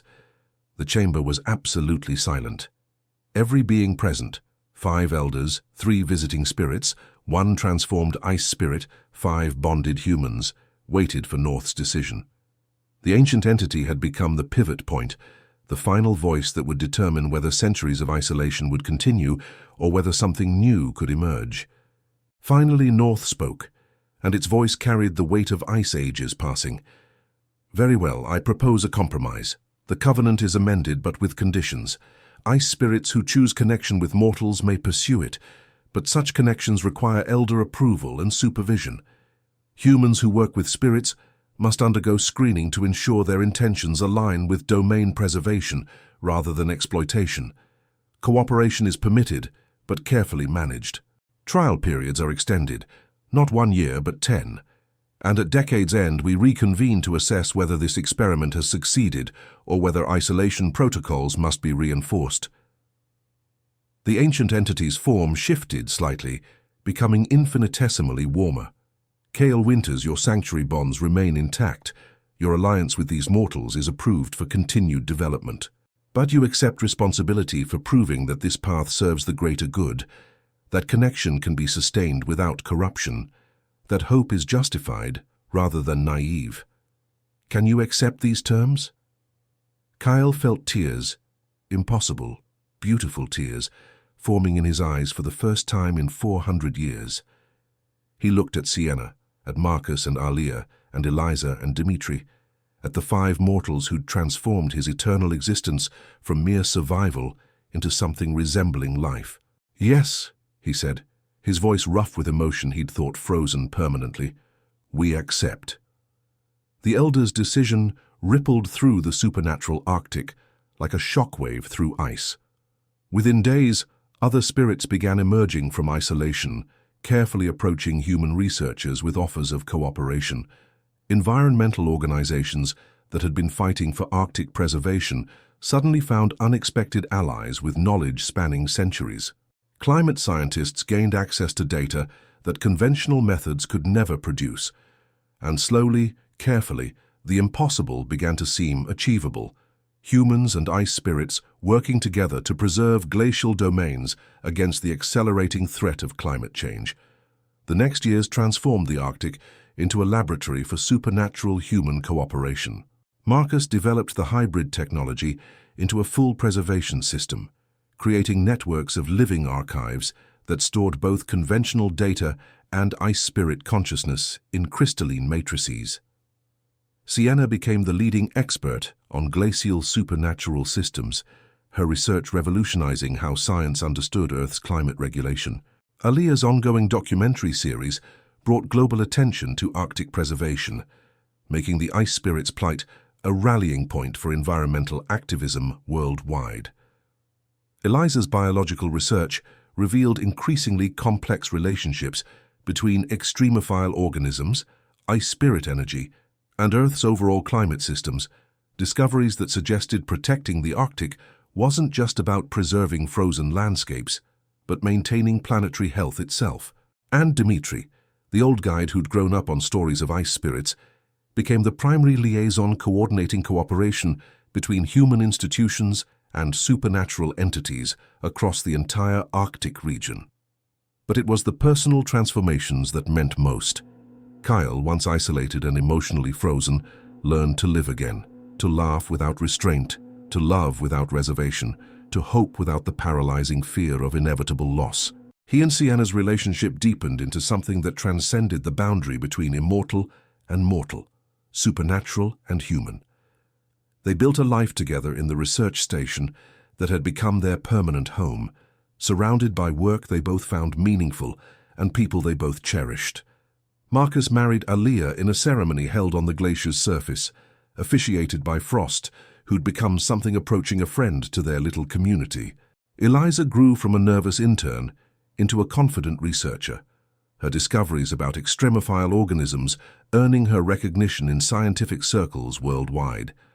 And Dmitri, in his 60s now but somehow more vital than ever, continued to expand the network of cooperation between humans and spirits, his lifetime of Arctic experience making him invaluable to both sides. The years passed in a rhythm of seasons, brutal winters of survival and defense, brief summers of intensive research and preservation work, and the long twilight periods where humans and spirits gathered together to share knowledge, stories, hope. Not every spirit chose to emerge from isolation. North's conditions for cooperation were strict, and some ancient entities preferred traditional protocols. But enough spirits participated in the experiment that the movement became undeniable, became something that might actually succeed in preserving Arctic domains that had seemed doomed to melt into nothing.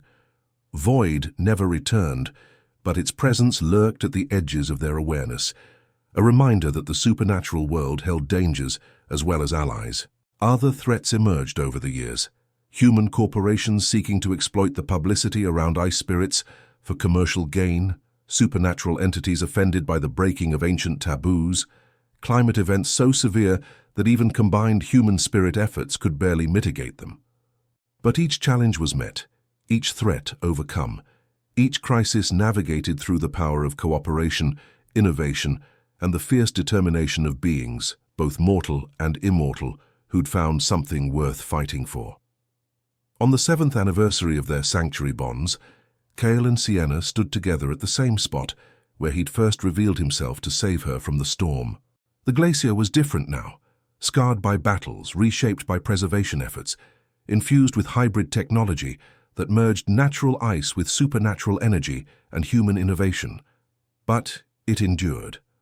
Against all odds, despite climate change and corporate exploitation and the weight of millennia of tradition resisting change, it endured. 3 more years until the Elders' formal assessment, Sienna said, her hand intertwined with Cale's. She was 31 now, with strands of grey beginning to show in her dark hair, evidence of the toll that 7 years of intensive Arctic work had taken. "Do you think we'll pass?" Kyle pulled her close, marveling as he did every day at the warmth of her, the vitality, the aching temporariness that made every moment precious. "I think we've already passed, in the ways that matter most. We've proven that connection can endure, that cooperation can achieve what isolation cannot, that hope is stronger than fear when people, mortal and immortal alike, are brave enough to embrace it." He looked down at the research station, where lights glowed warmly against the Arctic darkness. Inside, Marcus was probably arguing with Aliyah about the best way to present their latest findings. Eliza was likely still awake, studying organism samples through microscopes that combined conventional science with supernatural enhancement. Dmitri was undoubtedly reviewing correspondence from other human spirit teams, coordinating the ever-expanding network of cooperation. "When the Elders convene in 3 years," Cale continued, "they won't just be judging whether our alliance has been successful. They'll be acknowledging that the world has changed, That the old covenant, however wise it seemed for centuries, no longer serves preservation in an era of accelerated climate change. They'll be admitting that North's fear, while understandable, cannot be allowed to paralyze action in the face of existential threat. Sienna smiled, and it transformed her face the way it always had. Look at you, Mr. Ice Spirit, waxing philosophical about change and transformation. What happened to the being who spent 400 years in frozen isolation? Kyle laughed, the sound echoing across the glacier like spring thaw. He met a scientist who spoke to the ice with reverence, who asked what stories it held, who made him remember what it felt like to care about something beyond mere survival. He made a choice that should have led to dissolution, but instead led to the best 7 years of his 407-year existence. He kissed her then, his eternally cold lips against her warm ones, and felt the familiar surge of connection through their sanctuary bonds, felt the other's awareness and affection, felt the web of relationships that had sustained them through challenges that would have broken either species alone. "I love you," Sienna said when they broke apart. "I love you, and I know that I'm going to age and you're not. I know that someday, probably sooner than either of us wants to acknowledge, I'll be old while you remain forever 28. I know that you'll have to watch me die while you continue existing, that our time together is cosmically brief in terms of your immortality." Her brown eyes held his blue ones without flinching. "But I also know that I'd rather have 50 years loving you than an entire lifetime loving someone less extraordinary. I'd rather give you decades of happiness that will eventually become memories tinged with loss than give you nothing at all because I was afraid of inevitable endings." Kyle felt something crack inside him. Not pain, but the final breaking of ancient barriers, the complete melting of 4 centuries' worth of protective ice around his heart. "Frost warned me that attachment would tear pieces from my soul when you died. He was right. It will hurt more than anything I've experienced in 400 years. But you know what? I finally understand that pain from loving and losing is the price of actually living. That grief is just love with no place to go. That the ache of eventual loss is worth the joy of present connection." He touched her face gently, his supernatural cold fingers against her warm skin. "When you die, and you will decades from now, surrounded by people who love you and research that matters, and knowing you changed the world, I'll grieve. I'll hurt in ways I've spent centuries avoiding, but I'll also celebrate. Because you taught me how to be alive again. You showed me that immortality without love is just a very long death, while love, even temporary, even painful, even guaranteed to end, is the only thing that makes eternal existence bearable." The aurora borealis danced overhead, ribbons of light celebrating their declaration. Somewhere in the glacier's depths, Kale felt the elders' awareness, felt North's ancient presence somehow warmer than it had been 7 years ago, felt the collective acknowledgement from supernatural beings across the Arctic that transformation was not just possible, but necessary. 3 years until the formal assessment. 3 more years of working side by side with the mortals he loved, building something that would outlast them all, proving that connection was stronger than isolation, that hope could triumph over fear, that ancient things could learn new ways if they were brave enough to try. And beyond that assessment, regardless of its outcome, was the promise of decades still to come, years of love and work and gradual loss as his humans aged, while he remained frozen in time. But for the first time in 400 years, Kale Winters looked at the future and saw not an endless stretch of lonely existence, but a story worth living, relationships worth cherishing, a legacy worth building even knowing it would someday end. He was an ice spirit, transformed and immortal and bound to the frozen Arctic forever, but he was also finally, truly alive. The Elders' final assessment, when it came 3 years later, was almost anticlimactic. By that point, the cooperation between ice spirits and human researchers had become so established, so obviously successful, that formal approval seemed like mere bureaucracy confirming what everyone already knew. The Arctic was still warming, glaciers were still shrinking, but the rate of loss had slowed measurably. Human policies had shifted toward preservation. Technologies developed through supernatural human cooperation were being implemented worldwide. And most importantly, beings on both sides of the divide had learned to work together, to trust each other, to build something new from the ashes of ancient isolation.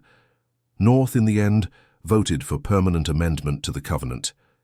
The ancient entity acknowledged that its fears, while based in real historical trauma, could not be allowed to prevent necessary adaptation. The world had changed. Ice spirits could change with it, or face extinction clinging to protocols that no longer served survival. 10 years after Cale had saved Sienna from the storm, 20 after he'd first noticed her speaking to the ice with reverence, 40 after that, the years blurred together in the way immortal existence did, marked by changes in his bonded humans rather than changes in himself. Sienna's hair turned fully grey, then white. Marcus and Aaliyah had children who grew up thinking it was normal to have an ice spirit as part of their extended family. Eliza became a leading researcher in her field, training a new generation of scientists who understood that protecting Earth meant protecting both natural and supernatural systems. And Dimitri, in his 80s, finally retired from active liaison work, passing his role to younger guides who'd grown up in a world where human spirit cooperation was simply how things were done.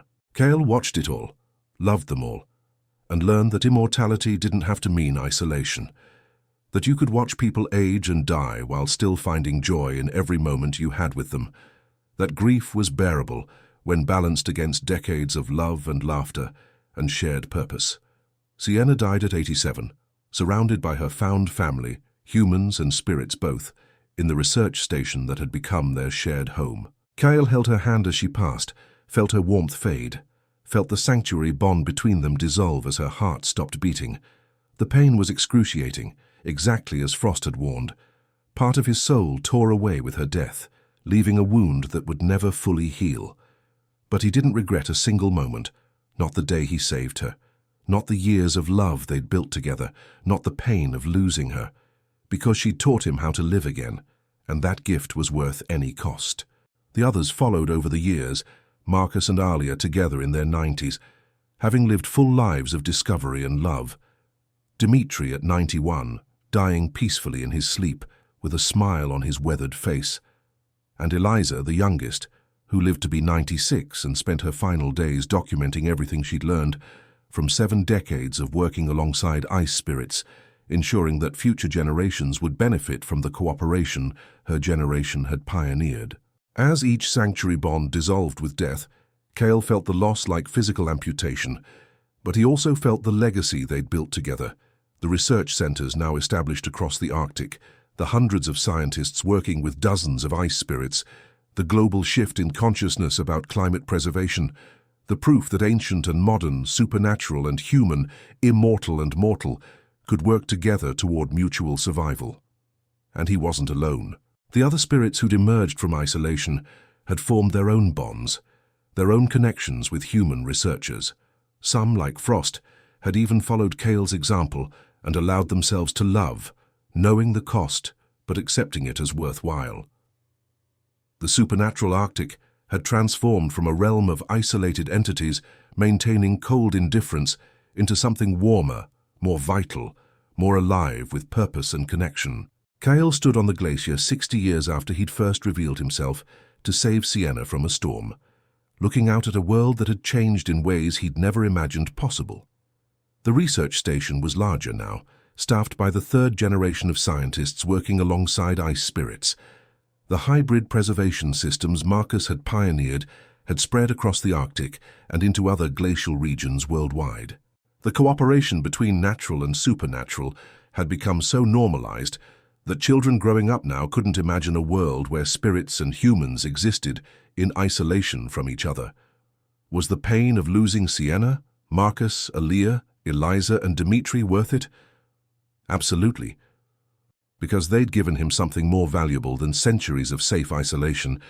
They'd given him purpose, love, connection, and the knowledge that immortal existence could be spent building legacies rather than merely marking time's passage.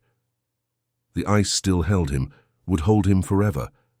But he was no longer a prisoner of cold indifference. He was a guardian with purpose, an immortal being who'd learned that the greatest gift you could give to mortality was not protection from death, but meaning in life. And someday, perhaps in another century or two, he might choose to bond with new humans, might risk that exquisite pain again because the alternative, eternal isolation, was a slower death than any grief could bring.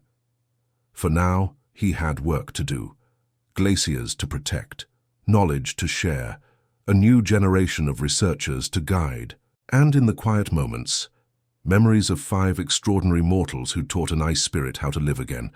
The aurora borealis danced overhead, green and purple ribbons of light celebrating the impossible alliance between ancient cold and temporary warmth, between beings who'd existed for eons and those who'd lived for mere decades, between isolation and connection, between fear and hope. Cale Winters, who died as Ezekiel Morrison in 1619 and been reborn as an ice spirit, had learned the most human truth of all, that love was worth any cost, that connection trumped isolation, that choosing to care, even knowing loss was inevitable, was the only thing that made eternal existence meaningful. The glacier sang beneath him, its voice no longer lonely, but filled with the echoes of human laughter, scientific discovery, and the slow, steady work of preservation. And Cale, surrounded by the legacy of his bonded humans and the promise of continued cooperation between species, finally understood what Sienna had tried to tell him all those years ago. Some stories deserve to continue. Some connections are worth the risk. Some loves are worth the inevitable grief. Because in the end, existence without attachment was just a very long death, while connection, temporary, painful, beautiful connection, was the only thing that made life worth living, whether that life lasted 80 years or 800.